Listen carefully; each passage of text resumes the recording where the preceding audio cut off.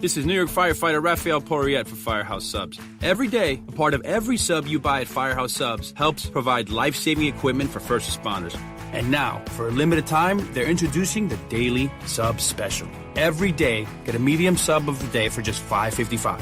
They kick it off with Meatball Monday and finish it off with Italian Sunday, with something delicious every day in between for just $5.55. Firehouse Subs.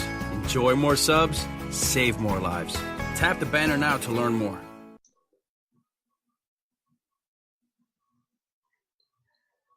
Aloha, everybody. This is Janet Kira Lessin with Aquarian Radio and aquarianradio.com. And I'm here with my host, Karen Christine Patrick. This is an episode of Experiencers Network, a part of the Aquarian Radio Network. And today we have an Experiencer Secret Space Programmer personnel, and his name is Kevin Trimmel, and we just met. I'm very excited to bring him to this show. Before I bring on Kevin, I'd like to bring on Karen Patrick. Karen, say aloha to everybody. Aloha to everybody. Yeah. Hi. So, Karen, where are you located? Just tell our listeners where you're. Oh, yeah, I'm located in beautiful, sunny Silver City, New Mexico, kind of in the southwest corner. And we've just had the most amazing January. It's been between 60 and 70 degrees pretty much the whole month. And I'm just amazed and stunned, and I really like it. Wonderful. Yeah, I'm in Maui, Hawaii, and it's been sunny and beautiful. But we're getting a, what do they call it, a southerly wind, and it makes everything gust, and all the branches are falling off trees and hitting the house. So it's kind of exciting. Ooh. But it's not really a storm. It's just the wind flow. And it gusts. Tends to be perfectly still, and all of a sudden it picks up and goes, and then everything goes, and falls on the house, and then it stops again. So it's very exciting. All right, and then Kevin Trimmel, where do you hail from? Where are you calling in from? I'm from Ontario, Canada, and right now I'm living in London. But I grew up in Cambridge, Ontario, and that's when I get into my story. That's where it all began for me. Cambridge, Ontario, which is about an hour away from London. So. Oh, okay, wonderful. Oh, well, we'll just start at the beginning since we don't know very much about you. You sent a bio, but I can't see it on this system Zoom. So we'll just have you tell our listeners who you are and start your story, and we'll talk for about 15, 20 minutes. And then Karen and I are going to ask you questions periodically. We'll interrupt. We'll try to do it politely. And because, there's a lot of ground we want to cover here, and we're all going to go, ooh, ooh, because this is very exciting information that you're bringing to the table. Okay, go ahead, Kevin. Take it away. Thanks for having me on, and I'll just jump right in here. Back in 2008, November of 2008, in Cambridge, Ontario, I was bicycling in the Blair Forest, and I took a break, and was drinking some water and just there on the trail with my mountain bike. And it was a sun and cloud day, and the sky just went black. So I just thought it was like a cloud overhead that had blocked out the sun. So I look up, and this white triangle, TR3, was flying right above me. It was hovering just above the treetops, so like less than 500 feet off the ground. I could actually make out the paneling on it. So it wasn't one piece. You could actually see the paneling on it, and it was a perfect white triangle. And it was relatively silent. It made a very faint humming sound, but very, very faint. And so I look up at this thing, expecting to see a cloud, and, I saw what I just described. And it started moving, but it was moving at a walking pace. So I actually started walking my mountain bike along the trail, and I was able to keep up with it. That's how slow it was moving. And so I walked underneath this thing for 5 minutes until the trail opened up into a field. And right when I got to the field, it started to go like straight up into the air. And so I'm watching it go up, and then I got hit with this wave of nausea and like vertigo, couldn't even stand. I had to sit down in the field and put my head between my knees because I thought I was going to throw up. And I later found out that that's actually when they picked me up and put me back originally. So what happened was this year I had a higher self channeling session with Karl Mollison, and I asked him about that event. And now he channels your higher self, so it's actually like my future self that is channeling, coming back into time to let me know what happened. And so I asked him about that event, and he said that like initially when I looked up and it was just flying above the treetops, that was like a greeting, and that's why they allowed me to walk underneath it for 5 minutes. And then when I got to the field, that's when they actually picked me up and put me back, and I got hit with the dizziness and sickness when they actually like beam you up and then beam you back. So they didn't keep you for a while? They just went boom, boom? Oh, no, they did. They did. Okay. But they mind wipe you. So this is where like the recalls come back. Initially when it happened, I thought it was exactly what you just described. Like I thought, actually, I didn't even think they had picked me up. I just thought I had witnessed a UFO, but I knew it was man-made because it was, you could see the paneling on it. I knew it was like a top secret type of military craft that I had witnessed, but still an unidentified flying object, so a UFO. So I thought I had just seen this thing. It was just a sighting, and I couldn't understand why I suddenly got hit with this nausea when I hit the field. And but what happened was a couple of weeks later, like into December, I started having the recalls, which it's basically nightmares, night terrors, but like very vivid dreaming, but I'm lucid. So I'm aware that I'm dreaming. And what's freaky about that is those are the memories. So all this stuff started coming back to me. But from my original perspective, before the blank slating started to break down, I just thought it was a UFO sighting. Let me ask you a question. Is there a difference between a TR3B and a TR3? You said TR3. I call it TR3 now because I guess the TR3B, they're onto like the G series now. They're onto, they've made quite the one I'm referring to, it's still an older one. I wouldn't say it's a TR3B, it's a TR3. I've done quite a bit of research into this topic, trying to figure out what happened to me. And what I was able to put together was it was the Navy faction that had abducted me.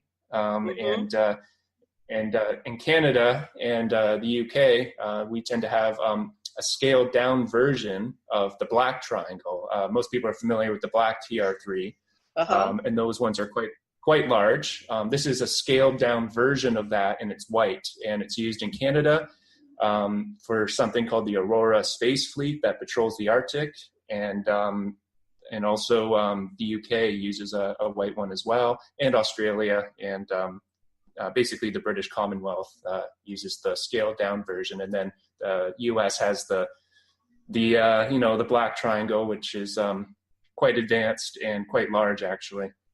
Right, that's the Phoenix Triangle, the real large one. Or is that a different style? Or is that a TR3? Well, I think they have a couple of different models, but the black triangles tend to be the US.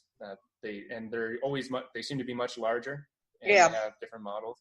The one I'm referring to, it was built back in the 80s, and it's still in service. It's still being used by Canada. But it is like when it picked me up in 2008, it was already like a 25, 30-year-old craft, but it was still in use. Right. Now, when they picked you up, did they beam you up, Scotty, or how did they pick you up? Well, it's like instantaneous. There's no real realization. So it's teleportation. Yeah, they can actually dematerialize you. I guess just like in Star Trek, and then bring you onto the craft, and they can beam frequencies at you to make you, it's called entrainment, and there's actually an AI aboard the craft as well, and everyone's under like an AI entrainment aboard the craft, so you kind of go into this trance, and And that's even before the blank slating. The blank slating happens afterwards. But even when you're doing training and you're doing missions and they abduct you, everyone is in like a hypnotic trance. So it's not like, I guess, you know what I mean? It's not like people are actually like totally fully aware of what they're even doing aboard the craft. Everyone is totally in a trance. Now, do you have, see, I go on board ships all the time, and I've been on everything imaginable. I don't think, I'm in a different category than the secret space program. I'm still piecing my story back together, but, and I've been interviewing dozens and dozens of secret space program people. There's just they're all over the place now, and I have a friend that was in the secret space program. Well, once you're in, you're always in, for one thing. But she was officially in as part of the Navy. She was actually all the different military. They were in one joint what do you call it, action, one joint type of facility. But she was on the command level. So I know a couple people that have been on the command level where the other people are kind of deferring to them. So when they're down in their regular life, they're not always aware of their function, but once they're on ship, their command, right? So I don't know what my level is, but they treat me like royalty. That's all I can say. When I go on board, I'm conscious, I'm lucid, I'm treated like royalty. I come back, I return to my bed or wherever I was taken from. I don't even think I'm taken. It's like I go there. I don't know. It's a different category. And they treat me like royalty. I probably am one of them to some degree. Well, yeah, it's funny you said that. Just to jump ahead for a second, I recalled at one point there was a group of what you would call like Pleiadians or Pleiarans, the Nordics, and there was a situation where they actually rescued my unit. It's one of the recalls I have. And when they brought us aboard their craft, we were in a sick bay being treated for our injuries, and it's exactly what you described. That was different. That wasn't the military. That was the Pleiadians, but it was the Pleiaran group.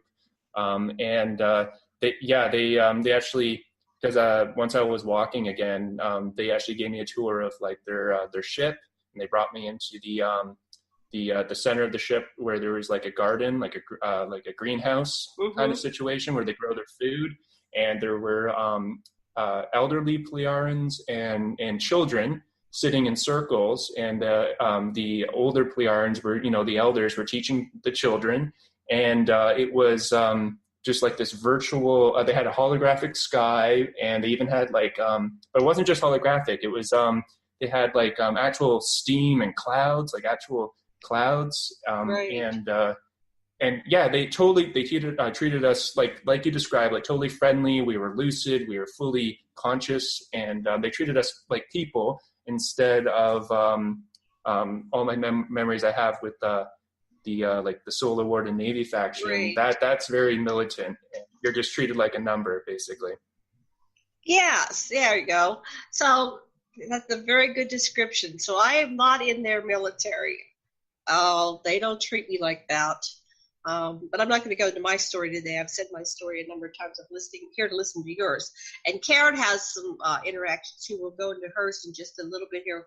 Let's go back to more of your story. This is fascinating. And I'm sorry to slow you down, but I just want to totally, grok what you're saying. I want to get it. I really want to get it on the core level. So, yeah, that's okay. That's okay. I don't mind the questions. Yeah. Okay, so should I continue? I just have one more question. So you said that everybody is under AI entrainment, artificial intelligence, and everybody's afraid of artificial intelligence. But for some reason, when I talk about it, my husband talks about it, it's like on some way we have a knowingness and we go, no big deal, it's just AI. But other people are afraid they're going to become AI and blah, blah, blah. So what do you mean by AI entrainment? What's going on? Sure. All their craft have onboard or run by an onboard AI, And then even the facilities and also the space stations and satellites, it's all run by an artificial intelligence. And then what they do is they actually entrain their assets so that the personnel are basically being used as biological computers. Like when you're in the program, you're almost like a cyborg. You do get injected with nanotech, and then when they beam the frequencies at you, they can basically take you over remotely. And that's kind of how that's how they control all their assets. There's no infighting like in the regular military. Of course, you have the discipline, but you still have personality clashes. You have people sometimes arguing, not getting along. It's interesting how the SSP, everybody, like it's all run like clockwork. There's never an incident. Everyone's like literally walking around like drones, just kind of lost in a trance, and they're basically like robots, and it's running perfectly like a clock.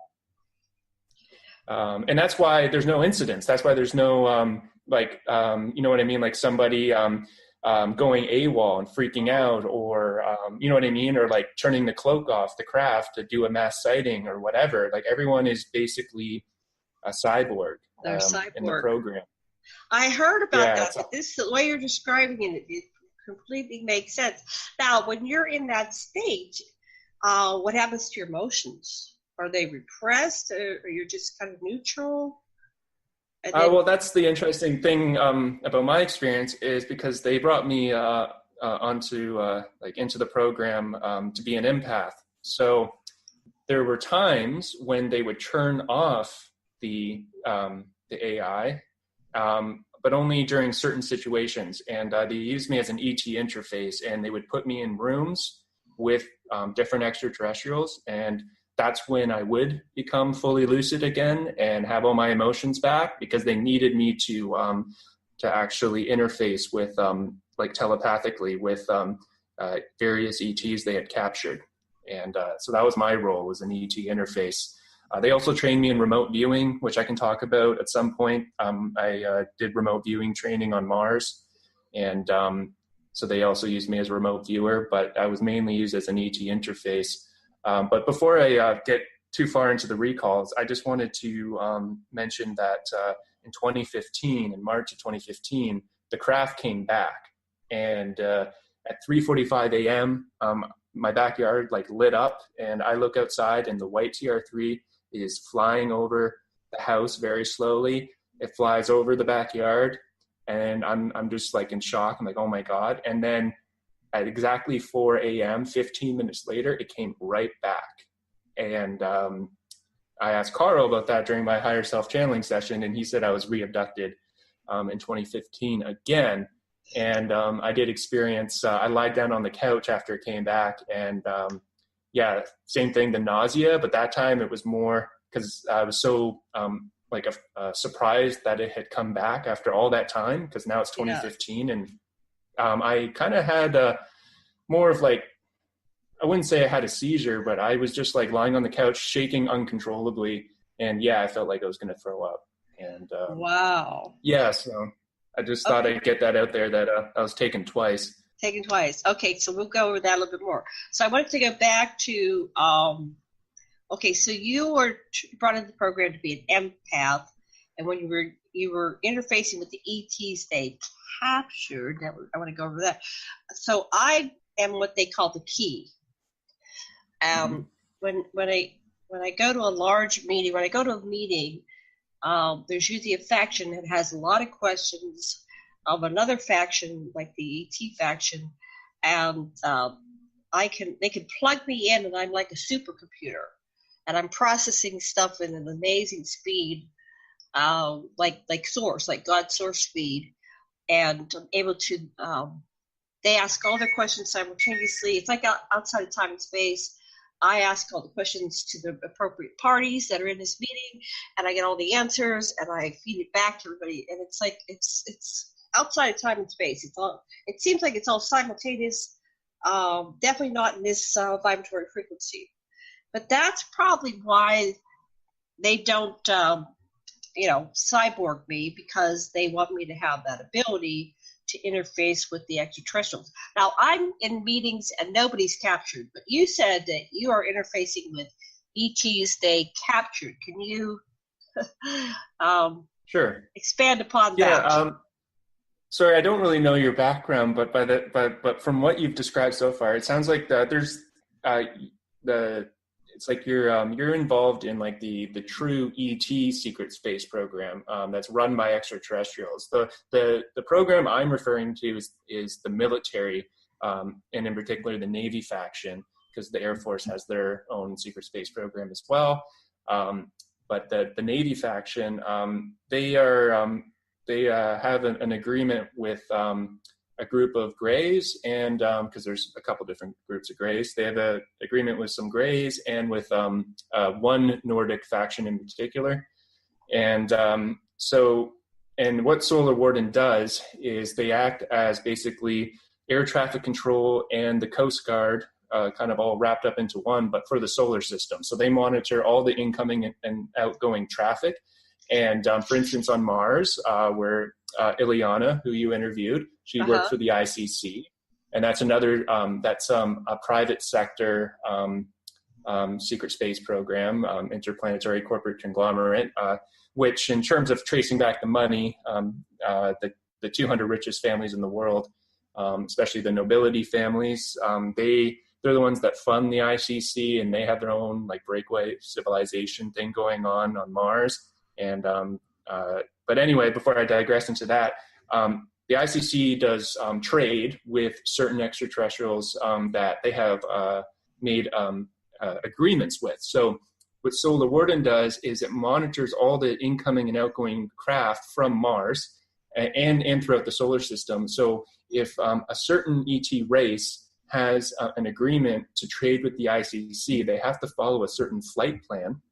And they have to be in communication with Solar Warden, which acts as like air traffic control. If all of a sudden an ET interloper, an unknown craft or crafts just suddenly come into our solar system, Solar Warden is sent to intercept and try to make contact. And if they can't make contact, sometimes there are battles.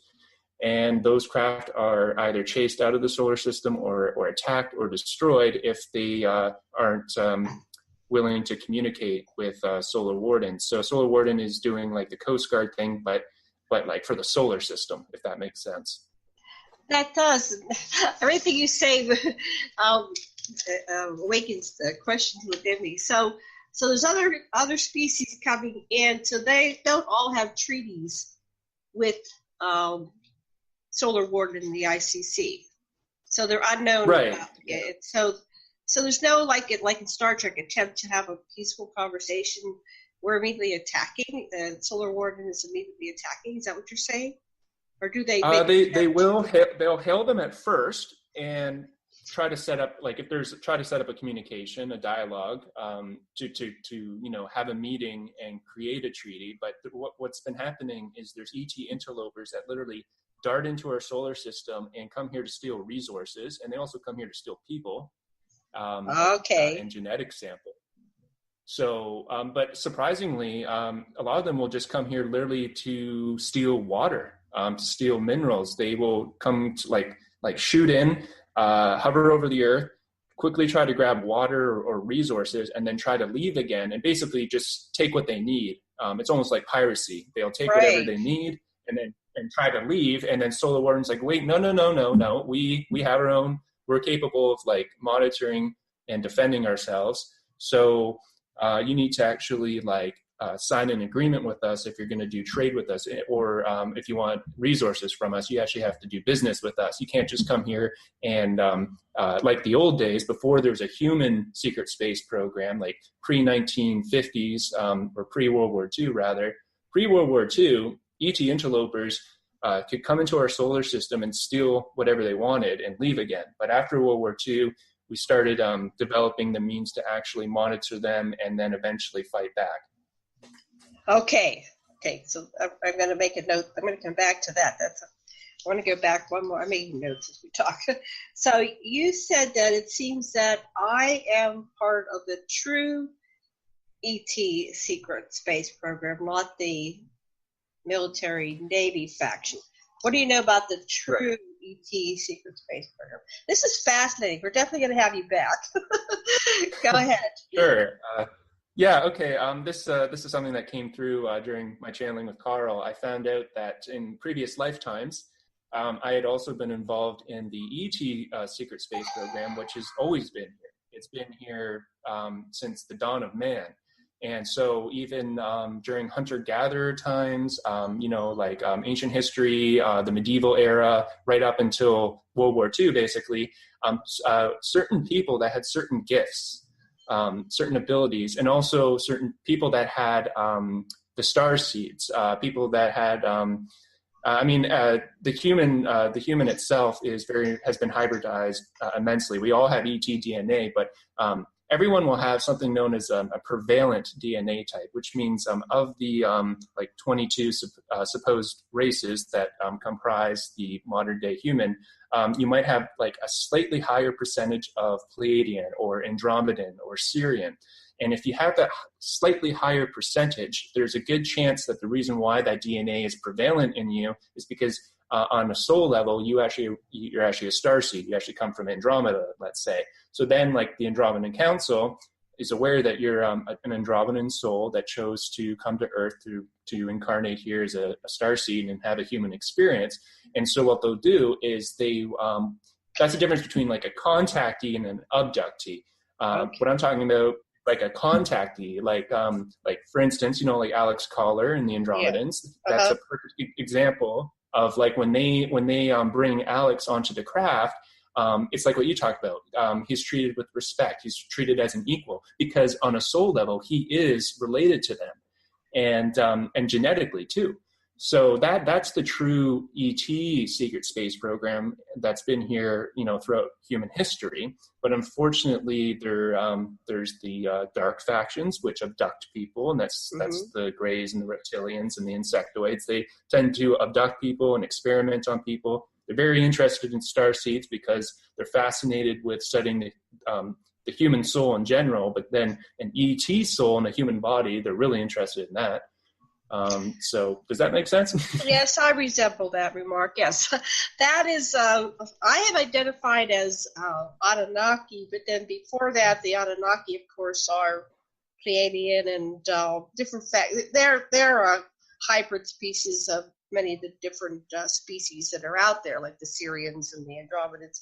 But they're all that faction of me is what do you call it? Humanoid. But somehow, and I can't quite figure this out, I was led to the dragon. I call it the dragon at the center of the earth, but it wasn't the center of the earth. It was underneath Johnson Atoll, and it was a huge ritual. There were Greys. There were, I think they were the Anunnaki. I asked, are these the Anunnaki? They were between 7 and 12 feet high. They were the very tall. There were 3 types of Greys, very tall. It was like a mantis gray hybrid. And anyway, there was a huge ritual. Everybody was dressed like Victorian ages or even before. And we went down in these full costumes to a lower cave. There was a giant wall. I was the key. They kept saying, is today the day? Is it going to happen today? Is she the key? Is she the one? So I stood in a circle of light, and it made the wall dissolve. And there was a gigantic, ginormous dragon. The dragon's real, and that was the one they wanted to know. They wanted to ask this dragon, it was female, all the questions. Somehow I'm related to her too. So don't think in terms of your form, but what DNA runs within your body and what DNA runs within your soul. So we're symbiotic beings, and we can have many incarnations and many levels and many dimensions and vibratory frequencies. But that's what I get. So what you say makes sense. And you too are one of them, even though, if you were in a previous life, you're still that soul base, right? Yeah, you're still of that essence. Yeah. That's why they're really actually, interested in you. That's why they're interested in me. And actually, that's why, I know we don't have a whole lot of time and I skipped over a lot, but there was an incident, the reason why my group was rescued by the Pleiadians is because like on a starseed level, I resonate with the Palladium Pleiadian group. And in a previous life, I had a lifetime in the Pleiades, and they had watched over me my whole life. And before this lifetime, I was involved in like what you were involved in the ET secret space program in my past lives. But what happened in this lifetime is I found out my great uncle Bill was a lieutenant and a communications officer for the Navy, and served on a ship during World War II, and he also served on a ship in Korea. And for his service, he became a third-degree Freemason. And when he passed away, now I'm not a Mason, I'm not into that sort of thing, but I inherited his Navy ring and his Mason ring. And in the Masonic tradition, the rank and the title in terms of being a Mason is supposed to pass to the oldest male heir. And I'm his eldest nephew. And my older cousin, he had a daughter. So, she got his war medal. She got, like his inheritance, but I got his Mason ring and his Navy ring, which I still have. And so that's how I was able to piece together why the Solar Warden Navy faction abducted me when I was 19 years old, because in Canada, that's the age of majority. It's when, you're legally an adult. My uncle had just passed away a couple of years prior. I inherited his rings, and they grabbed me to basically continue the service of like my family being a World War II Navy family. They grabbed me as the next generation. So that's how I was able to piece that together. So a lot of experiencers who have had involvement with the Solar Warden Navy faction, they usually have some relative that fought in World War II and usually served in the Navy. And there's always this World War II connection. Not always, but a lot of the time there's a World War II connection. They track World War II families. So, and then when they need, the next generation, they'll abduct the child or the grandchild of someone that fought in World War II, because they're just obsessed with that era, because that was the birth of the human secret space program. And so they're still tracking World War II families, and they want the grandchildren now and the great-grandchildren to serve in the program.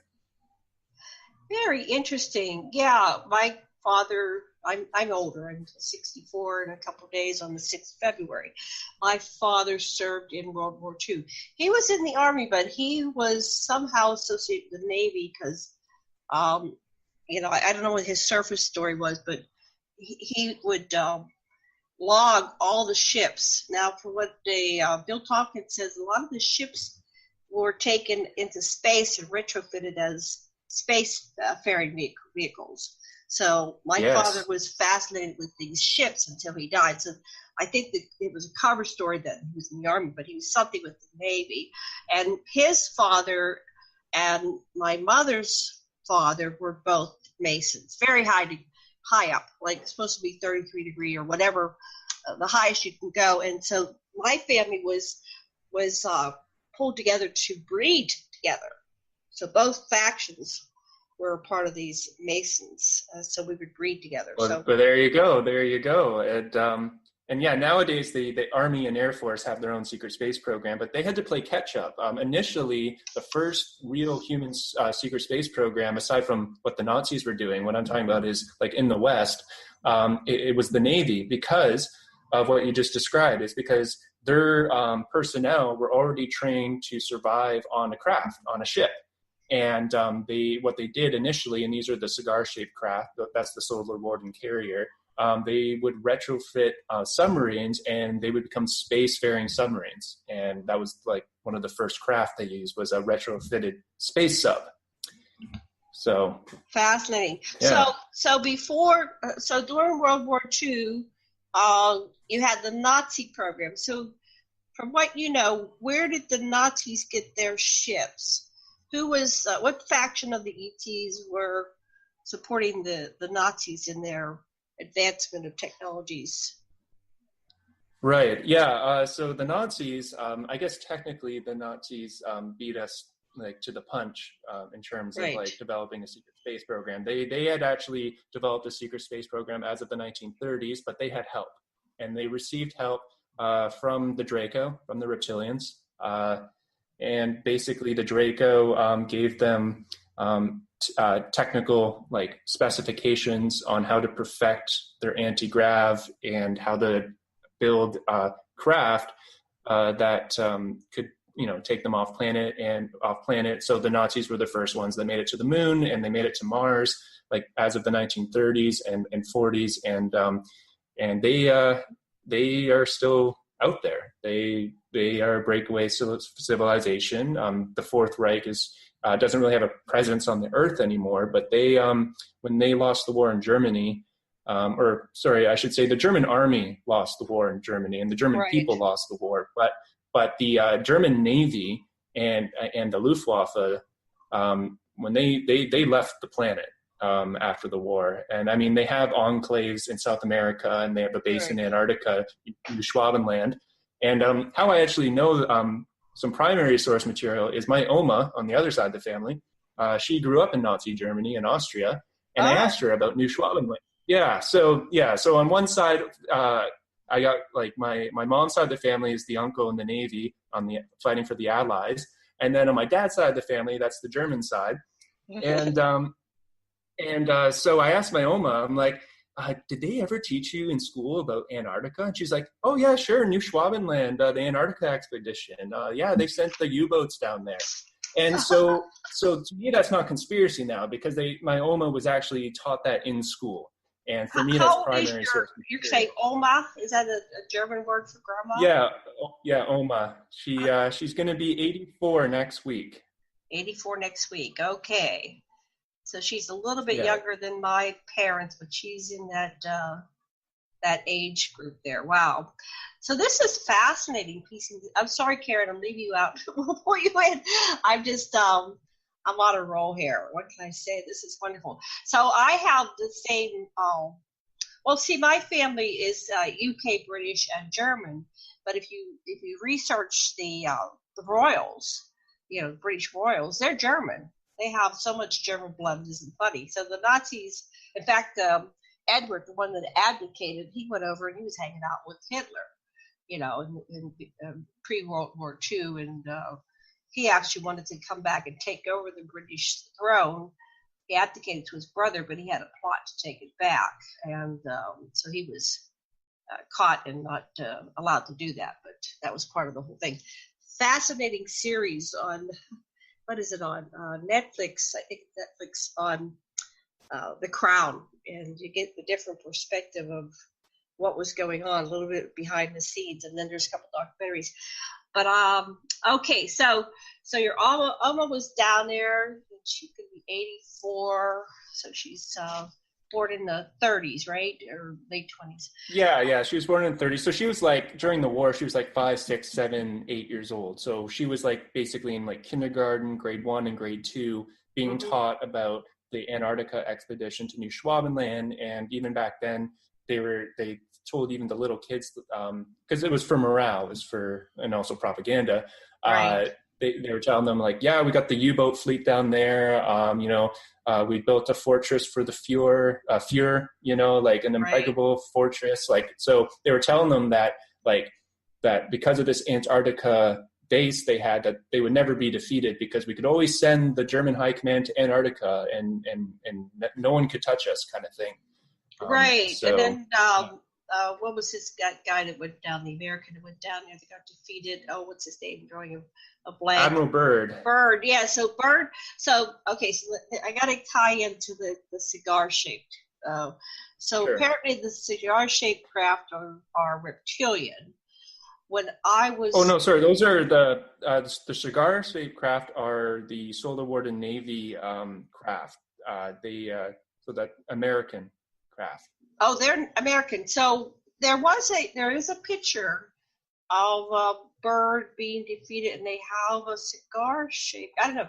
So I'm getting mixed up, but I thought that they said that, well, at least maybe the David Wilcock version is that the cigar shaped craft are down there in Antarctica.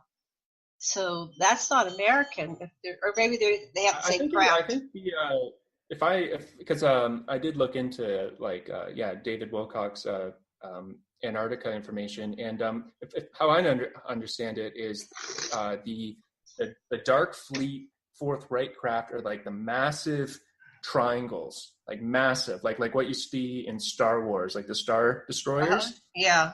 Those are the ones that are underneath the water in Antarctica and off planet. And the cigar-shaped craft is what what William or Bill Tompkins talks about, Right. actually designing and building. Those are the Navy space carriers. Okay. That's Bill Tompkins. He talks about having help from a Nordic faction to help them build the cigar-shaped craft, and then what the Fourth Reich Nazis had, they had the Vril craft, the little discs as fighters. Right. And then their motherships are like these giant, like basically exactly what you see in Star Wars, big Star Destroyer, triangular shaped craft, but these things are like interstellar. They can actually leave the solar system. They're massive. Okay, so when I was 12, I was coming home from playing. It was I was late, so it was dark. I was supposed to be home before dark or whatever. And I turned around because I felt something staring at me. At the treetop, there was a cigar-shaped craft, and it was so low there were actually windows, and I could see people looking out at me. And what was really weird was all the crickets stopped, and there was no traffic. It's like they stopped traffic, stopped all the animal sounds, and I'm just looking at this, and I was looking for the longest time.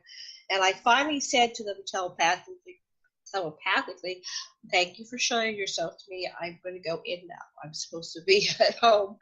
And I just turned and left. And when I think back, it's so surreal, but I had seen so many craft as a young person on this planet that it was like, oh, you again. What do you want now? So, this was absolutely fascinating. I love what you're doing. Okay, sorry for all the interruptions, and we're only going to go about an hour. And I said it open-ended, but we can, whenever you feel it's enough, we can stop, and we'll have you back again. And let me have Karen say something. Hi, Karen. Sorry, I know you're back there with your hand up. What would you like to ask? I've been so excited about listening to this because I have those same connections. I had my biological grandfather was in the Merchant Marines and encountered the U-boats, and we think that he was part of when they were sinking ships. And so it's kind of a situation where the Merchant Marine guys were, before the war was declared, they were participating in the war on the Allied side, sneaking armaments and supplies from America to Europe. And the U-boats were just mopping up with them. And then, so I've got some of those connections as well as recent, pretty strong confirmation that I'm in those programs doing similar things in terms of ET liaison, as well as something that I've identified as the psychic sentinel program. So this is using psychics to monitor and track a whole bunch of things. Kind of similar to remote viewing, but actually could be even more, the term I was taught was extension neurosensing, so it's not just viewing, it's like totally almost bilocating energetically for intel, for all kinds of purposes. You have oh my gosh, Kevin, you have solved a mystery for me. Thank you. And I'll tell you what it is. When you were talking about the retrofitted subs and Navy ships, I've had these persistent dream sequences throughout my life, and I pretty much identify them now as memories or future memories. And in this one dream sequence, there literally are what looks like battleships hovering over Navy shipyards. And I said, oh, well, no, I probably had 100 dreams about this. And they were up in the sky. It was totally silent. And there was two things going on. One, there was these tiny little scout ships that looked almost like clear bubbles going up and down. I never seemed to see inside the ships, but I'm going up and down from the ground up towards them. And then the other part of it was all the airplanes had switched to VTOL, vertical takeoff and landing. It could either be the traditional VTOL or they just simply had reverse gravitics. But basically, I'm looking at the secret space program Navy is what you're telling me. And so, this is like a validation. And apparently my involvement was several things. So what was confirmed to me over the Christmas time was I was involved in monitoring and finding people who have teleported or have even time traveled and gone to Mars through the jump room program. So I was kind of involved extensively in that. I had validation that there's sort of another me. It could be a cloning situation, or it could also be a time multiple. So it's somebody, either I got pulled into the same timeline as them or vice versa. And that was validated to me over the Christmas holidays. But yeah, it's interesting about the zombification, and then like when they need to use you for a psychic, they have to kind of release you because it jams your airwaves. And so very easy empathic contact with different beings. And then I would say I was fascinated with your story about the person channeling your higher self, because I think I've been talking to my higher self for quite some time, and now I'm understanding what I was experiencing. And then I think one of the things I've been trying to figure out is I know that there's a lot of talk about cloning, and I'm thinking, well, if they clone this, what do they need to use this for the secret space program for? And then what I found out too is that if they clone us, then you get the twin effect. So one of the other programs the Nazis were doing was Josef Mengele's studies of twins. It was really gruesome what he was doing in the concentration camp, but he was able to determine that this effect of a natural psychic ability between twins that I think may have been extended to trying to understand when that is involving clones or when that's involving multiple. So I was wondering if you had any experiences or thoughts on this type of thing. Before I answer that, what you just described really sounds like the Navy secret space program, like based on everything you just said. Because the Air Force program is a little different. So based on like what you just described, that sounds more like the Navy secret space program. And after I went public, I got into communication with Anthony Zender, who is an ex-Marine. He's an MMA fighter now, but he's an ex-Marine. And I've done a couple interviews with him as well, like roundtables. Really nice guy. And he was actually able to share some documents with me that he got. And it goes over it outlines the 24 roles of the SSP, but it also talks about cloning. And because I basically asked him the same question that you just asked me. I'm like, is it is the secret space program cloning people, and it's basically the clones that are actually up in space? You know what I mean? And then the original is still left on the Earth.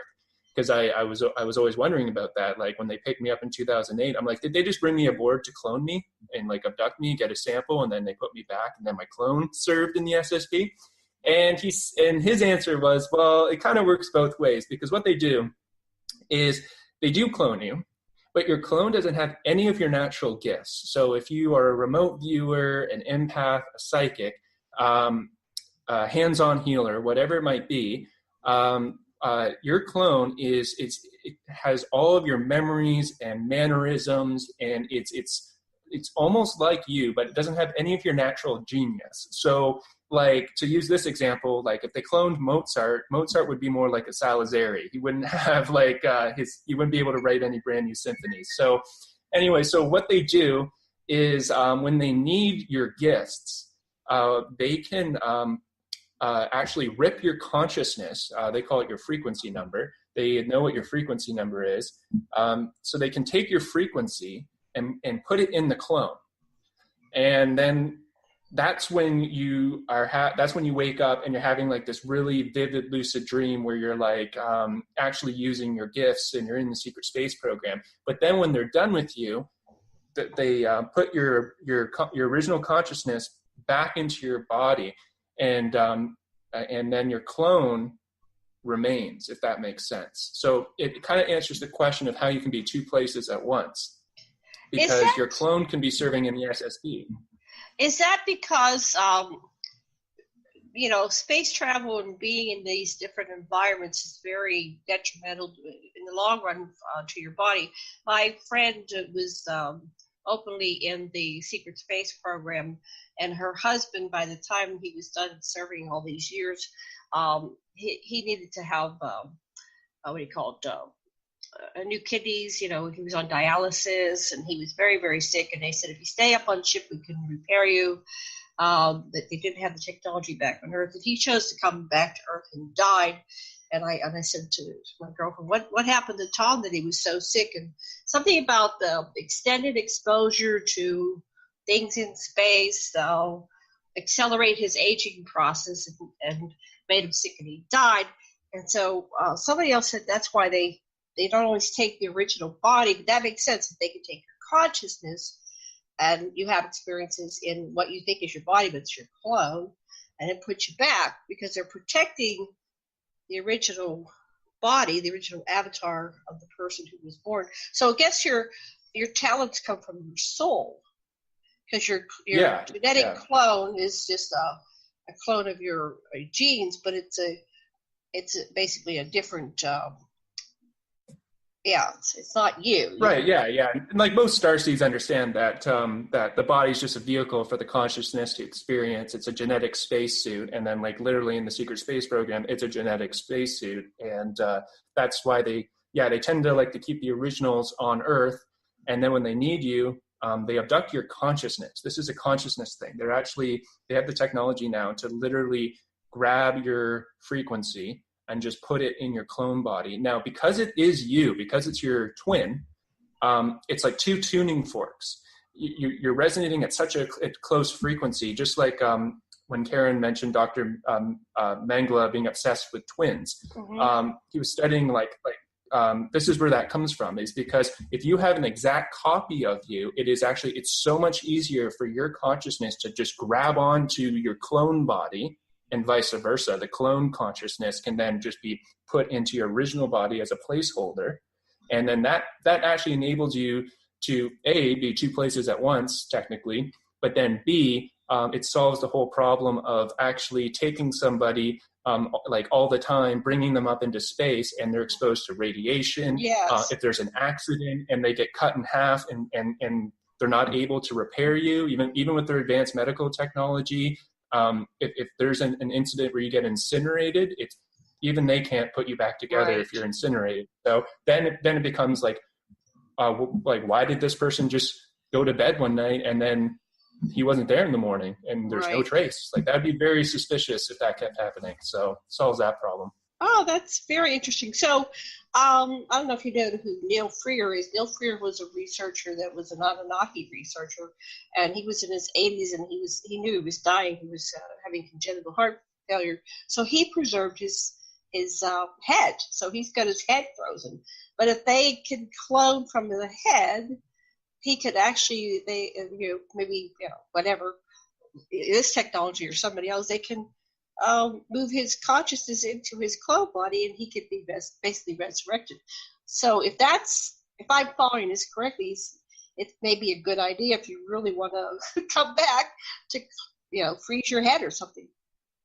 There is a catch with that. There still has to be electrical activity in the head. If you lose the electrical, that's what I mean by they can repair. Like if you get cut in half and they're able to put you into stasis and there's still electrical activity in the brain, they can clone the other half of your body, and they can literally put you back together like one cell at a time. That's not an issue. It's just if the electrical activity is gone, then essentially the consciousness, the radiant field of energy, what some people might call an aura, once that leaves the body and then you're dead. You're not coming back, at least not in this incarnation. Well, they have living corpses now, where they, how when you die, and the life support can really maintain your body almost indefinitely, but they usually have you come and say farewell to your loved one if they're brain dead, and they disconnect them, and then the body follows shortly after they disconnect from life support. So now what they're doing, because of transplants and all kinds of other things that Lord knows what they're doing, is they keep the body going.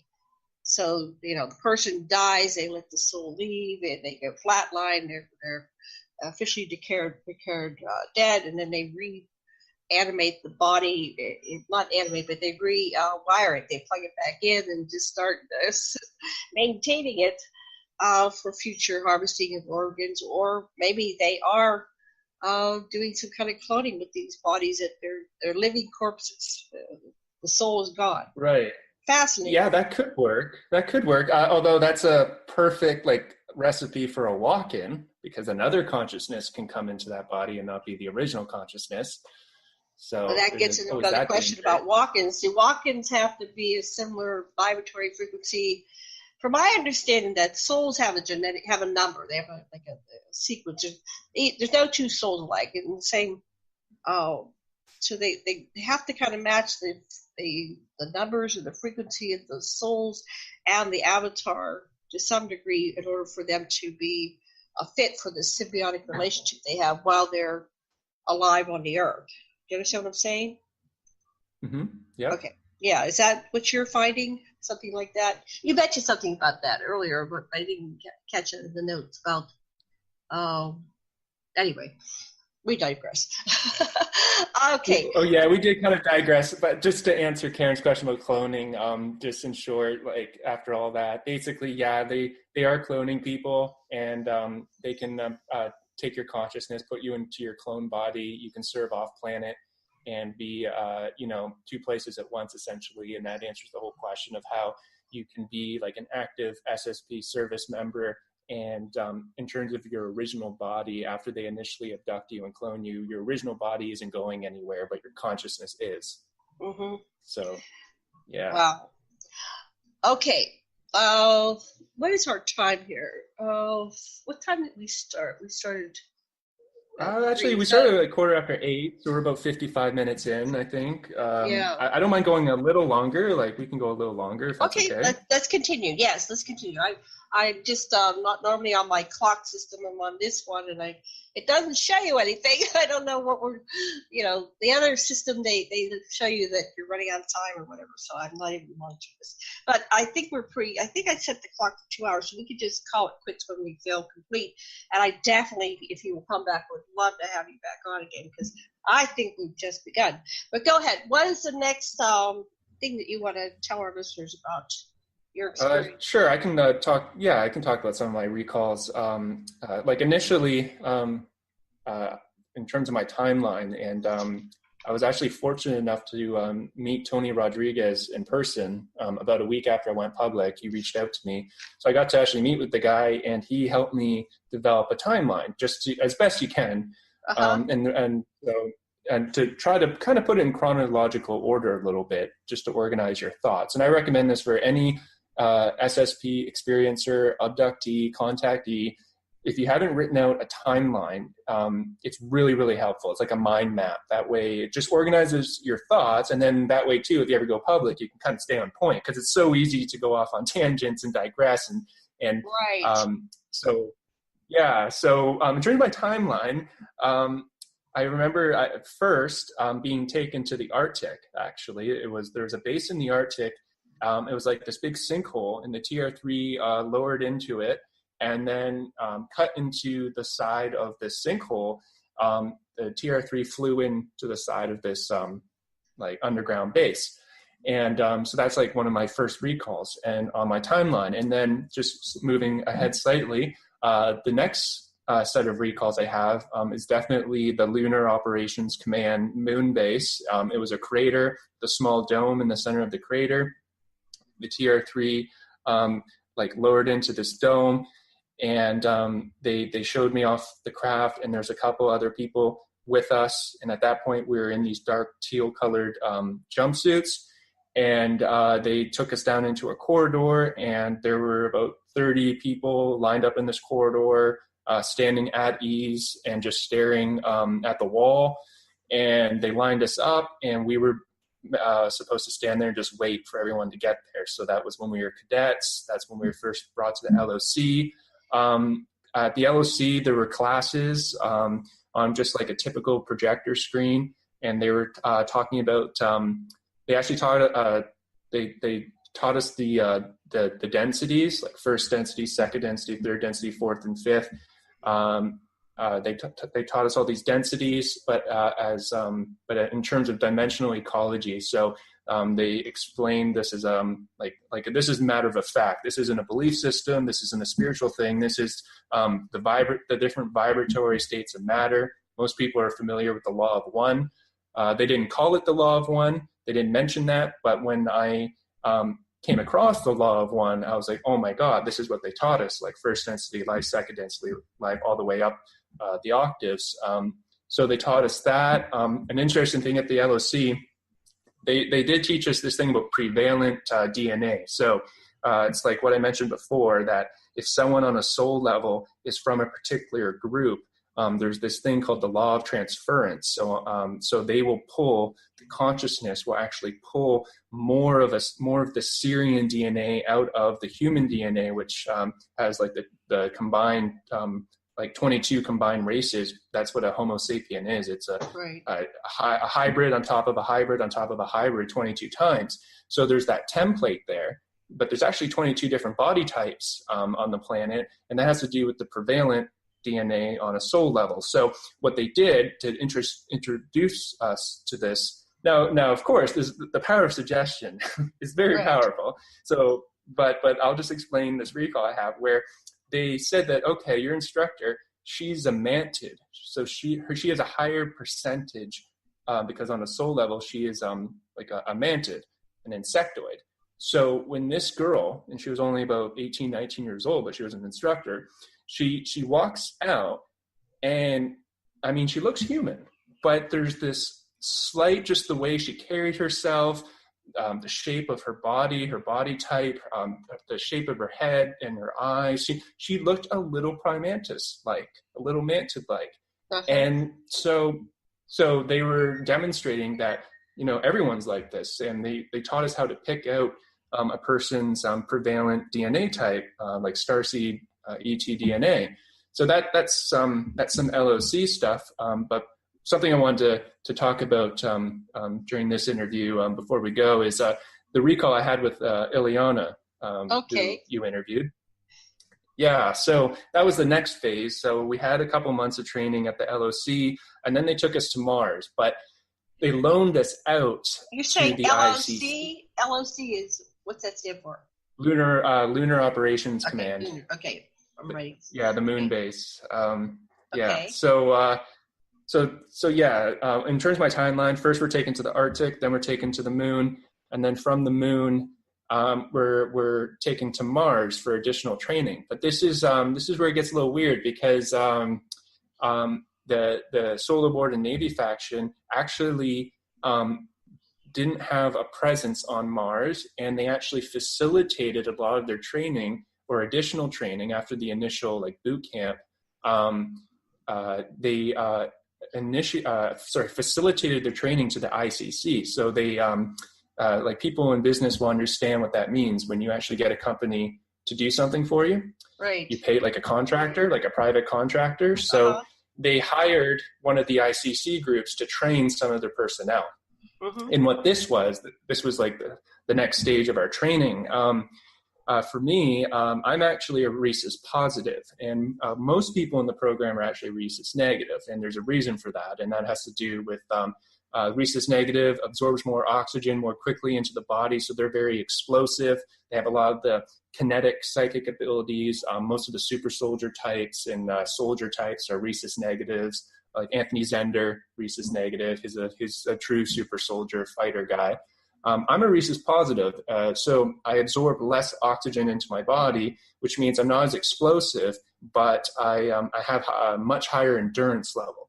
So what I was able to figure out is in my program, when they sent us to Mars, they were doing this redundancy training where they wanted to put the rhesus positives up and test them against the rhesus negatives because they were already heavily invested in rhesus negative blood for their assets. But they wanted, as a redundancy, to see how rhesus positives would fare against the rhesus negatives. So this is where Ileana comes into it, because there was me and about, like 20 of us, and they bring us into this underground cavern on Mars, and there's this pool, like a pool of water. And they had us jump into this pool, except when you jumped in, you realized that this was a massive pool. It looked like it was made by giants. And once you jumped into the pool, it was at least like the edges of the pool were about 15 feet high from the water. So like once you jumped in, you realized there wasn't a ladder and you couldn't get out again. Wow. And so they had us wading water, like treading water. And then Ileana walked out, and she telepathically was telling us, she was just standing there, but you know, also telepathically like giving us suggestions. And what she had us doing was we had to tread the water, but they wanted us to actually use our psychic ability in terms of like Qigong to actually make an energy bubble around us in the water. And they're trying to teach us how to channel energy. And I guess the water was like an amplifier of our Qi. And it was much easier to like get an energy bubble around you in the water as a training exercise. And so, but the only way you could tread water long enough and not drown was actually to use your Qi and create an energy bubble around you. If you weren't actually doing the Qigong exercise and actually channeling your psychic energy, then just brute force alone, people were drowning. And that's like, it's a pretty like scary memory I have of like 20 of us jump into a pool and people started drowning.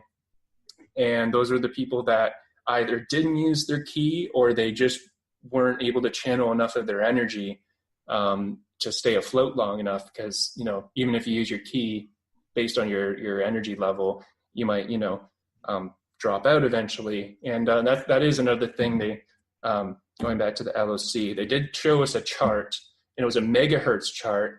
And they explained that like the average human resonates between like 50 and 60 megahertz. And that like a fourth density being that we might encounter will be resonating at like 350 megahertz.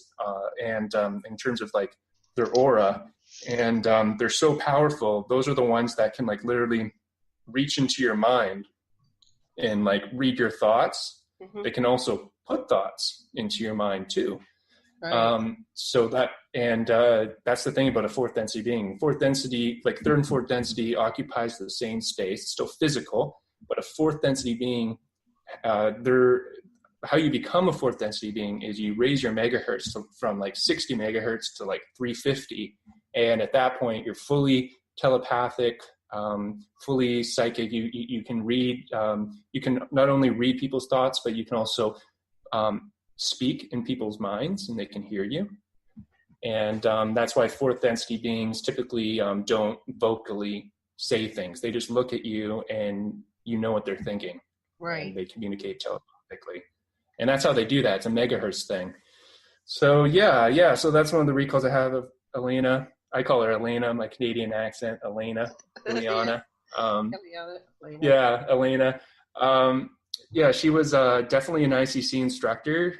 She taught Qigong, and she taught us how to channel energy, basically. And then also on Mars, another group we were loaned out to for training was the Templars, believe it or not. The Templars were one of the ICC groups, and they taught remote viewing.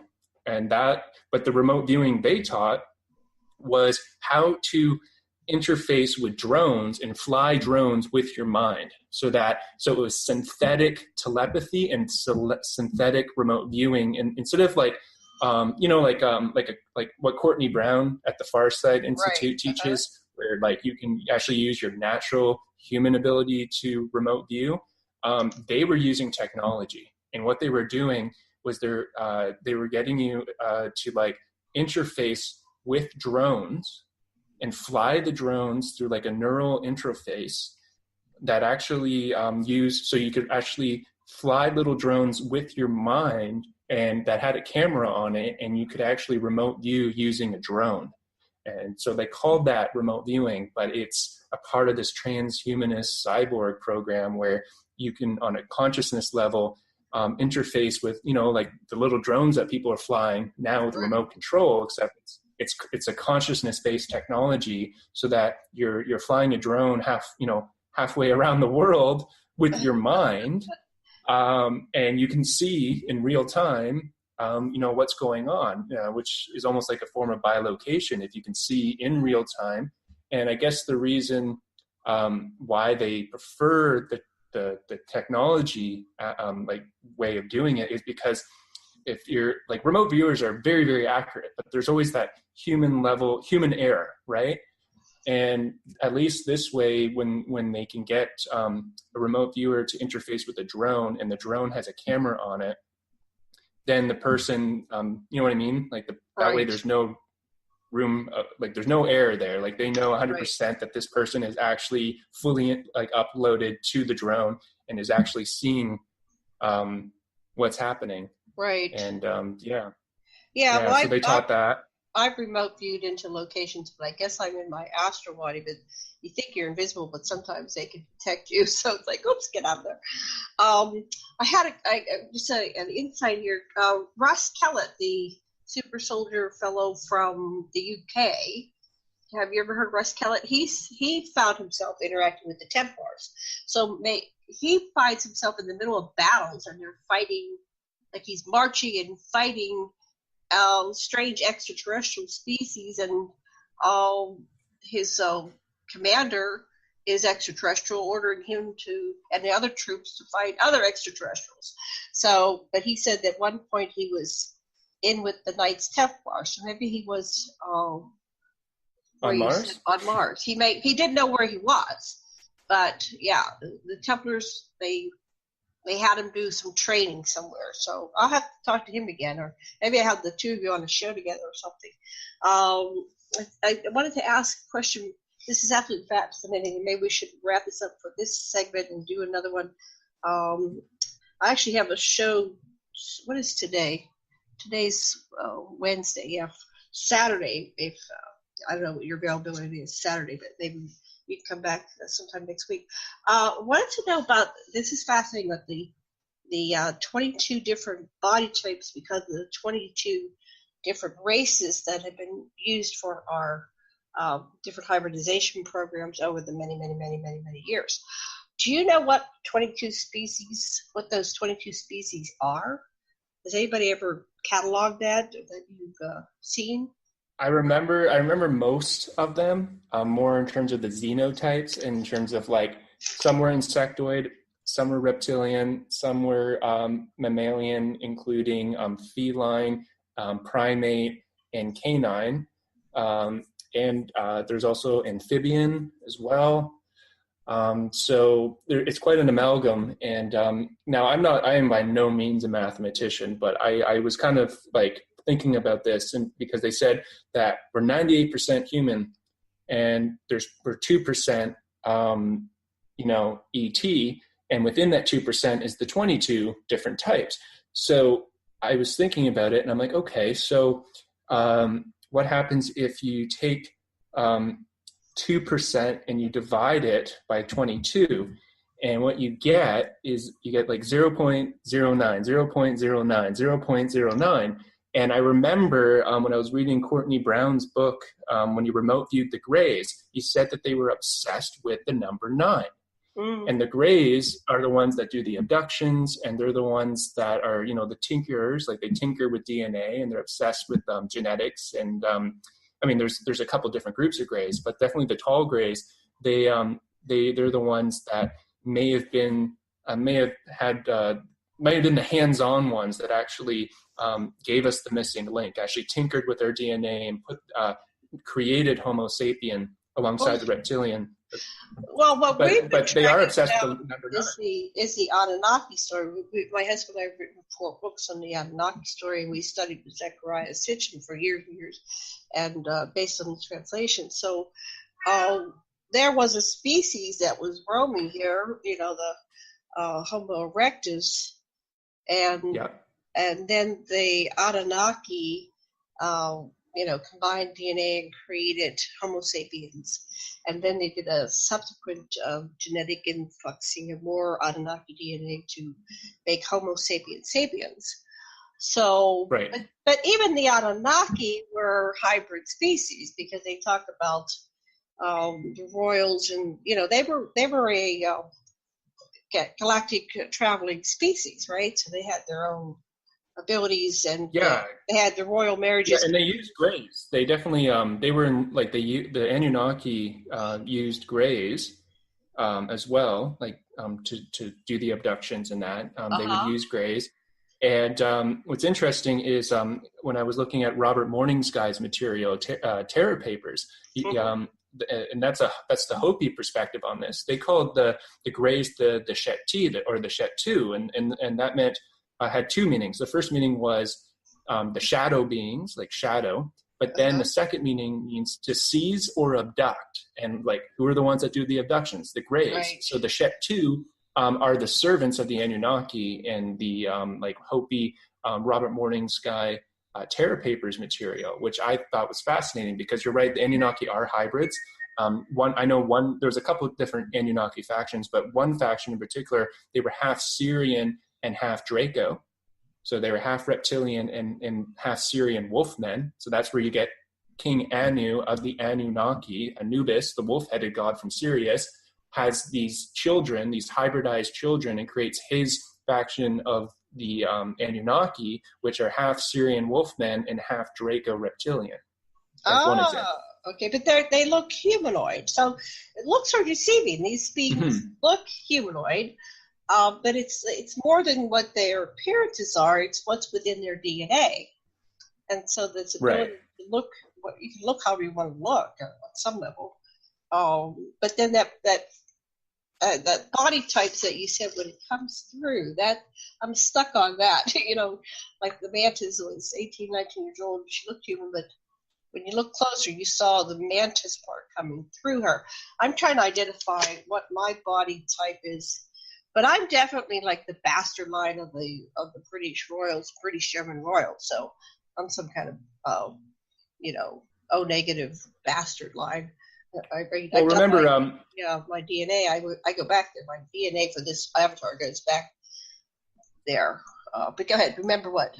Yeah, in terms of like the physical body that you see in the mirror, you're 98% primate. We're all 98% primate. So but then we're 2% ET, and within that 2% you have 22 types. So it's actually it's like you really have to be like an intuitive empath to like really kind of like look past the 98% primate body and really scan yourself and pick and just notice like slight features, and you're like, oh, I look a little feline, or I look a little like, I kind of look maybe a little bit like a wolf, or you know what I mean? Like, and then you might be able to like when you look at yourself, you may be able to see the ET DNA, the prevalent ET DNA that actually is slightly coming through, but it's very, very much diluted. So it's kind of more of an art than a science. Where do you get the 98% statistic? I forgot to write that down.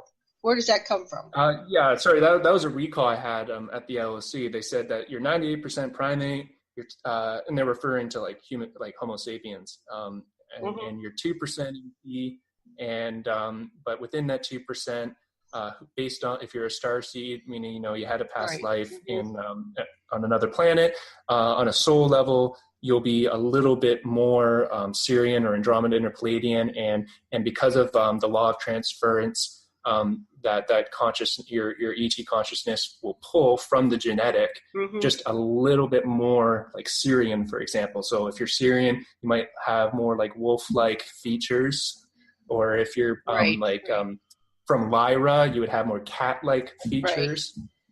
So that seems, if you look at if you just take it logically, you look at all the body types on this planet, it's quite diverse. So that doesn't quite ring true to me, or maybe there's a theory that the primates, it was reversal, that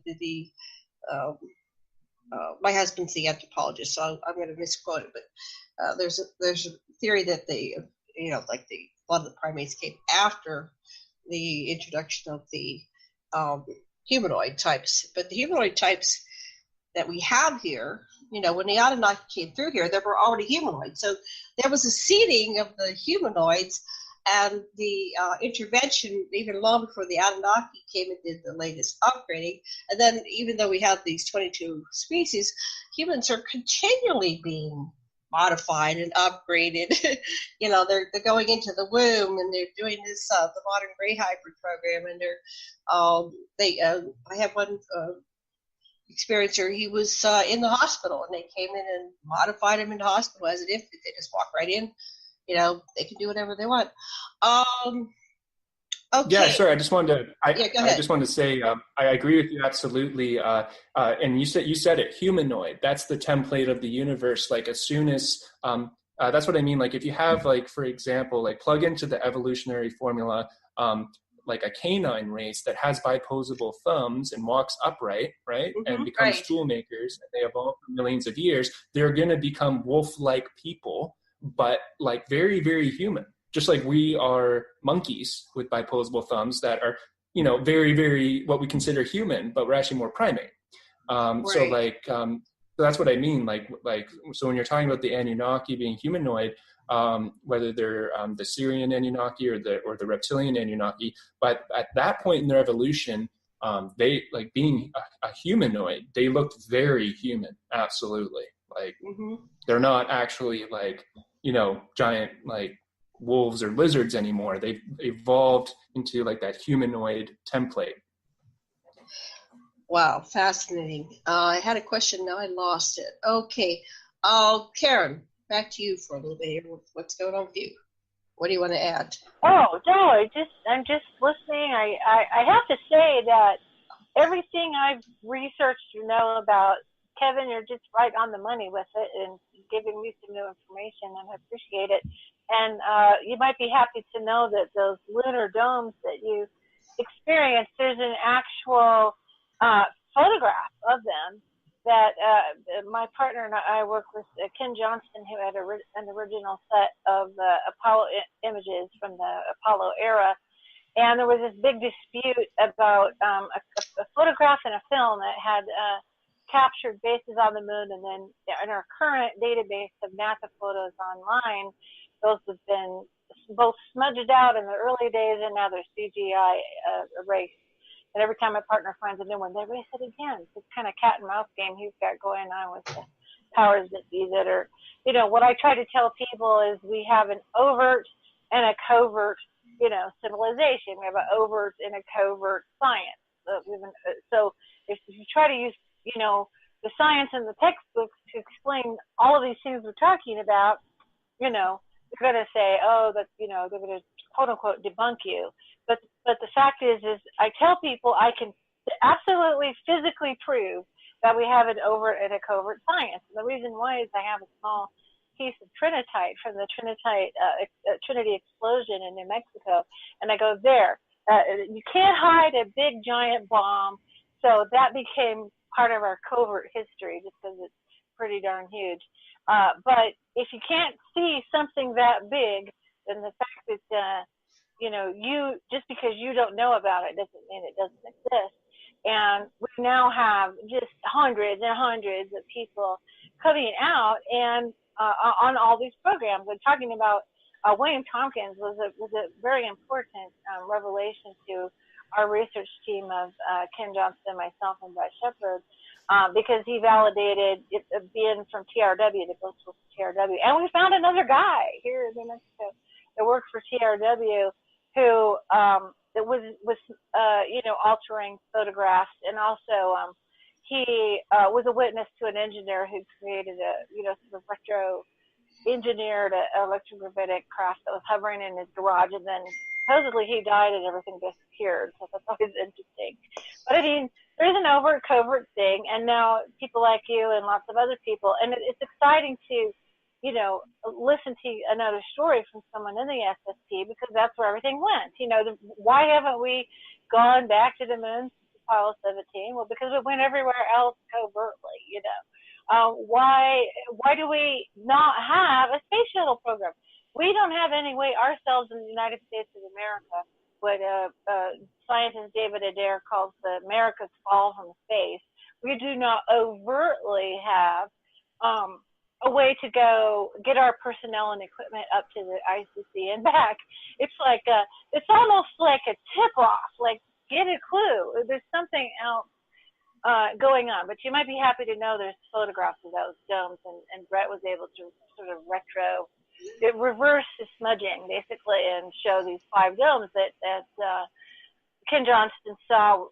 He was showing a film to scientists, and there was clearly a base on the moon in Chakotay Crater, and the guys were all laughing about it. What do you think of that, boys? You know, cigar chumping, patting each other on the back. And then the next day when he showed the film to the other rank and file NASA members, of course, that part was cut out. So, you know, I'm just wondering, in all of this, is this concept of disclosure, okay?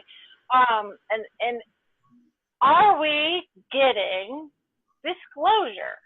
Are we part of that? Is us retrieving our memories and working around the blank slate technology, which my multiples at me with that, but other people saw this person, you know. She came and visited me, and my family was there, and they were looking at her and looking at me, and they're going, how does she not know that that's her in the future? Because she's about 15 years older. So it's kind of fun, you know, to have that validation. But I literally don't remember it because she put the whammy on me. And the upshot of it was, you know, I gave her a personal item that was like really dear to me, and then have been spending the last 2 years trying to figure out where that thing went. And I didn't even know that I had given it to that person. So it's always like a patchwork process trying to remember all of this. But in your opinion, like, are we on that path of disclosures just simply because I guess we're being allowed to remember these things? I don't know if we're being allowed to remember. I think like the blank slating is 95% effective. So 95% of people that are involved don't even know they're involved. It's just like 5% of us, it breaks down, it malfunctions. So right now, this is I don't think this is sanctioned disclosure at all in terms of the actual SSP experiencers coming forward, just sharing their stories. But at this point, it's just anecdotal evidence, you know. So it's they don't really see it as a big liability if people are talking about you know, some UFO experiences they had, some abductions they had, because it's still in that it's still what is considered the giggle factor. Right. Most people.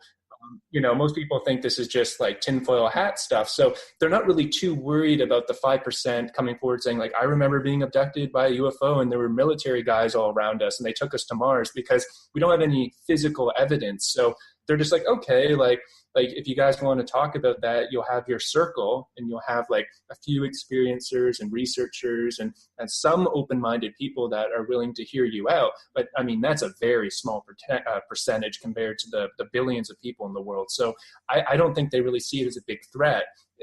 But in terms of like actual disclosure, like sanctioned mainstream disclosure, they're going to give us a version of that eventually. But unfortunately, it might disappoint people. They think like disclosure is around the corner, but the old paradigm is going to hang on for as long as they can.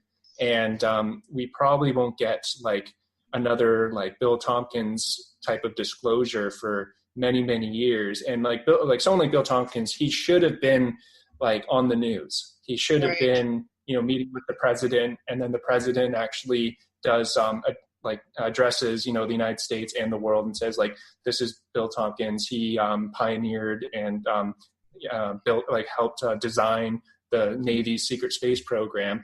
But that didn't happen. Right. And then Bill passed away. And so now we're kind of like, because of what you said, Karen, like Bill was, he was such an important figure because that was in the 50s and 60s when when they were developing the covert secret space program. And he was actually involved as like one of the founding fathers of it. Right. And now that he's passed away, that older generation, as they begin to pass away, it's been so covert and covered up since that time that that they hold all the cards now, and they're keeping the cards very close to the grave with them. I saw Bill. I was at the MUFON conference in Vegas, and I ended up having a table right across from him. So I got to hang out with him for as much as I could because he was there, and I was helping him and his wife. But I wonder about his death because we had to run across the casino because he was late for the panel, and I grabbed his wife, put her in a wheelchair, and pushed her, and we're running across this obstacle course, and I look over and I go, Bill, are you okay? So he's like 95 years old, and he's running, and he's keeping right up with me, and he's not even winded. I go, oh yeah, you're doing okay. I was breathing harder than he was. So yeah, I wonder, was that an accident? He was so happy. At least he got the happiest time of his life when he was there at that conference, and everybody was coming up around him and they just loving him and taking pictures, and he was like the center of the world for that time. Wonderful man, and he recognized that I had psychic abilities. He says, not everybody has that naturally, and look, he goes, you got it. He looked at me. He didn't know me from Adam, right? There's something about you. What's your story? So, but I just wanted to say we are running out of time here, and I think the clock will tick. But I want to go back to the wolfen beings. Now, my friend T.J. Morris, who was on a command ship outside of Mars, and they were monitoring like a wormhole type operation. She said they monitor it because periodically these wolfen beings come through, and they are like the renegade troops, the planet rapers, and they come in and they take everything. If they're not checked, they will come in and rape and pillage and plunder an entire planet, take all the beings, take everything of any value, water, everything, all the minerals, and leave it, a blank, raped planet. And so the fleet that she was in, they were protecting against this wolfen species coming through. So is that's not the Anunnakis. It's another faction. It's probably the original root race of the wolfen beings, and I think the wolfen beings are being depicted as the Klingons in the revamp that's currently on.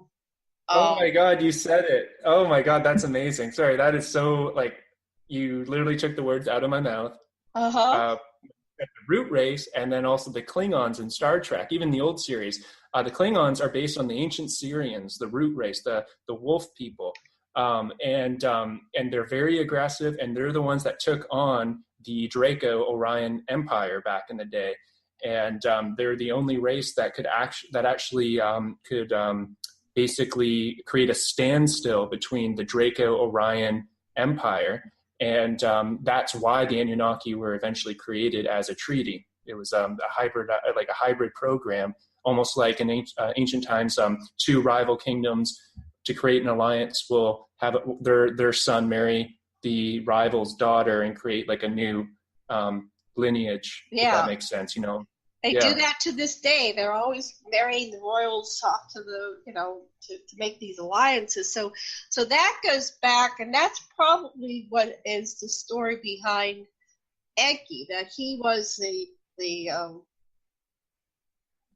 marriage. Yeah, Enki and Lil, and then Hersug, the three of them. Those would have been the new royals that were created as a part of this treaty and this hybrid program between the original Syrians, as in the Canis king, from the king of Canis Major, Anubis, and the Draco queen. They created Enki and Lil, and then Hersug as the new three royals. Right. And then Hersug comes through me. Like I channel her. I mean, she just sometimes I go, I am her. I can't quite describe what it is, but it's like a thread of her consciousness resides within me. And I sometimes go full story and full remembrance of what was going on. And then I come back into okay, I got to be human today because this is too far out there, But I always say I identify with Nimma on a deep level, and that's why I love humanity to the core of my being, because we are her children, literally. So anyway, I have a lot of people that are coming forth. They say they like to be taught Nigashita. I'm talking to a Marduk. I get a lot of Marduks. A lot of people are Thoth Toth. I don't know how you pronounce it. But have you ever encountered that people that say, I am that person? But I think that these advanced Anunnaki or advanced beings are able to send threads of their consciousness down simultaneously into many avatars at the same quote unquote time. And when I ask the question, what is that about? It's to awaken humanity, to accelerate humanity awakening, because we are reaching some kind of, we're symboling it like disclosure or critical mass or the ascension process, or some people go Armageddon. And I tend to lean towards, we're transitioning into an ascended state and becoming conscious and enlightened. Do you have any information on that type of thing? I have encountered that actually, and what it is, what I think it is these Anunnaki are very powerful beings, and they do try to telepathically communicate with people, especially channelers. And what happens is a channeler, they will start channeling Enki or Marduk, but eventually what happens is then they start thinking they're Enki or Marduk, and they can't differentiate between the being they're channeling and their original self. Right. So it's like an ego thing. Eventually they just think like, oh, because, they have all this information about Enki in their head. They're just like, they're like, oh, well, no, those are my memories from past life. I was Enki in my past life, and right. Now I'm the reincarnation of Enki. And it's like, no, Enki's just actually trying to communicate with you telepathically, and your human brain is kind of having an overload. Trying to figure it out. Yeah, that's why I always tell people, don't get so full of yourself. You're here in a human avatar, and it doesn't matter who you were in a past life. You're here now, and you're here for some reason. So take the time to be who you are in the now. And whenever you find yourself getting, haughty and arrogant, and I'm better than you, and this and that, oh, come on. Come back to earth. You are just one of us.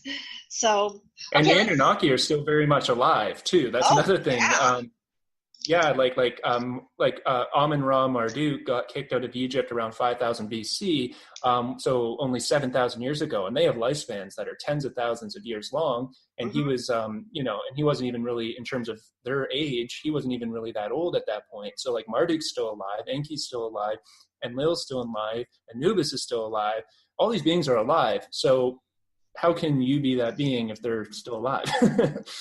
Well, they can, advanced souls can send threads of their consciousness into many beings at the same time. It's the illusion of the third dimensional plane. So it's totally possible that I've had people who have met themselves and had relationships with themselves, like in the opposite form, but it's the same soul essence split into more than one form at a time. Dr. Michael Newton Institute, read his research. They've done over 40,000 regressions to the life between life states, and in that state, people were able to access that who you are as a soul essence of a higher level, and why you chose to come here. And there's a lot of extraterrestrials that come here, and so the really advanced souls can be simultaneously in many places to accelerate that soul's evolution into higher level awareness and consciousness.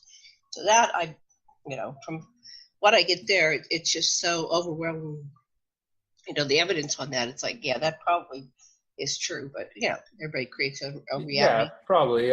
Multidimensionality, especially once you get higher up in the densities in terms of consciousnness, absolutely. I always try to come at it from like a third density perspective, just to keep myself grounded, because I don't want to get lost, in like the clouds, like all this higher density type stuff. And that's why I don't channel, even though I am very psychic and I can remote view. One thing I don't do is I don't channel. I don't want to criticize channelers, because there is a lot of good channel material, and like Karl Mollison, he channels your higher self, which is the same as a quantum healing hypnosis session, except he does the work for you, which is helpful for people who can't be induced and have gone for hypnosis and it didn't work. Like you could always reach out to Karl and he can channel your higher self. And it's like what you talked about, like it's your future self. It's another version of you in the future that can travel back in time and give you information, which actually shortens your evolution a little bit, which is cool. Right. Well, we've done a lot of work with thousands of clients and like holotropic breath work, and some people have done theogenic journeying and facilitated like a shaman. So there's all kinds of ways of accessing the information, but you always protect yourself. If somebody wants to come through, you don't allow them to take over. Usually you can feel them, like touching your shoulder or something like that. And it's like, okay, there's some information wanting to come through. I always channel me. I never go anywhere. I would never check out and let somebody else take over my body. I'm always there. And I never do anything unless it's very, very, very safe. And take everything with a grain of salt. Usually what happens when I get information is that somebody else validates it later. And I go, oh, shit, that's real. Okay. You know what I mean? So, but I'm always open. I don't judge people's stories. One of my favorite people is Bashar, right? And then you have all these people, Ramtha, everybody, they got the information. But what we've noticed, if you look at it all, you don't judge it.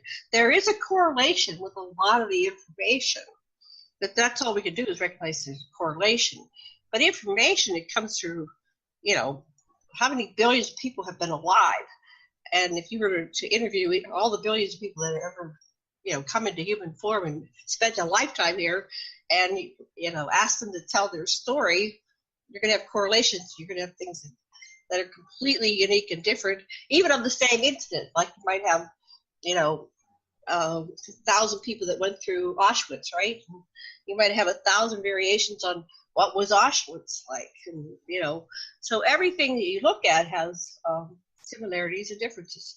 So that's why I don't judge other people's stories, but somehow that's valuable in the terms of the Akashic records.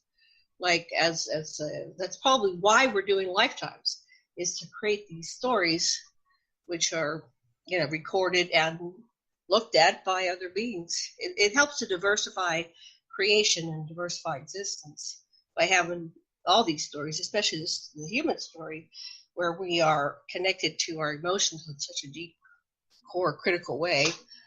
And we're here in the deepest density, our dimensional physicality. Okay, we got 4 minutes. Let's begin to wrap up. Sure. Karen, what would you like to say? Well, I just want to say thank you to Kevin for coming on. I've really, really enjoyed it. I hope, Janet, when you have him back on, you give me a call because I want to hear more. It's been really great. And Kevin, have you written a book, or are you just kind of coming out of the SSP closet, or where's your process as far as communicating all of this, and what kind of feedback have you gotten from other people?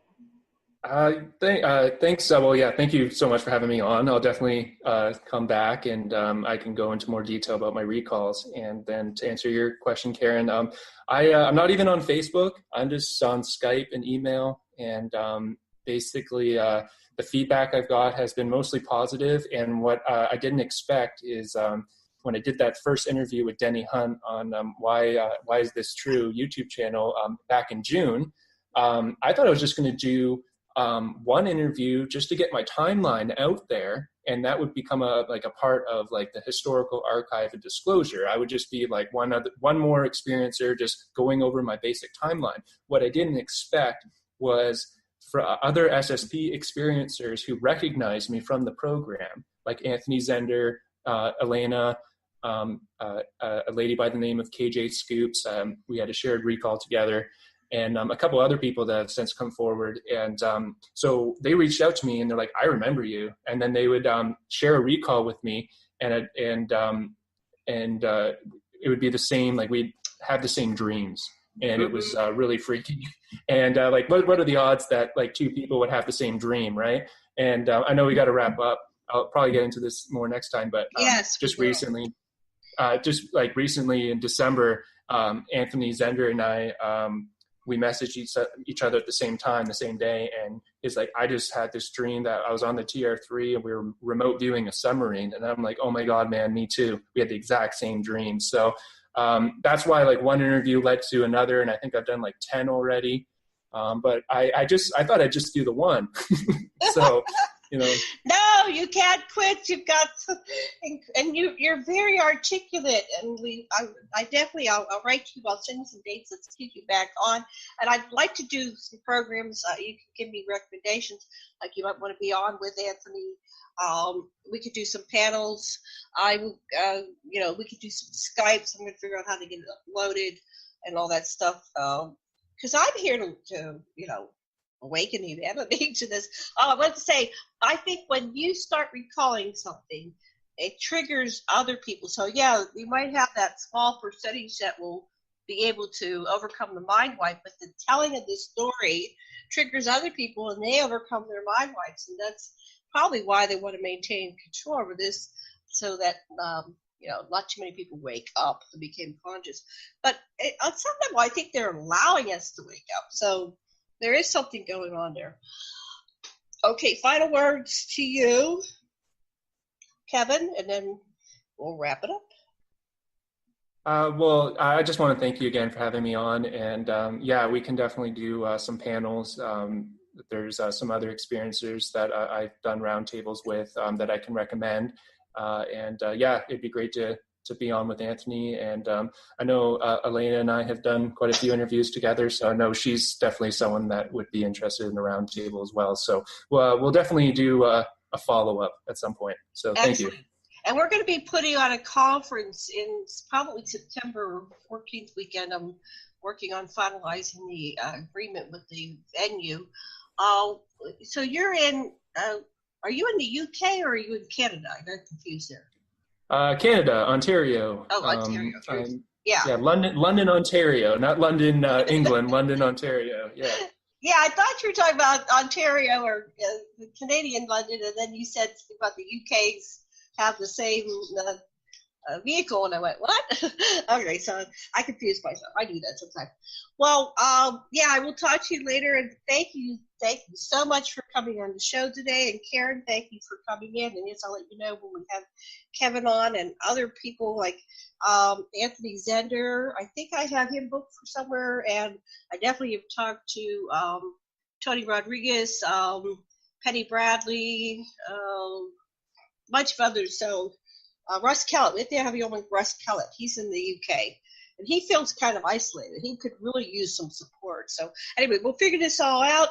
But thank you once again, and much love and blessings and aloha, and we'll see you again soon. Thank you. Yep, thank you. Have a good night. Okay, bye-bye.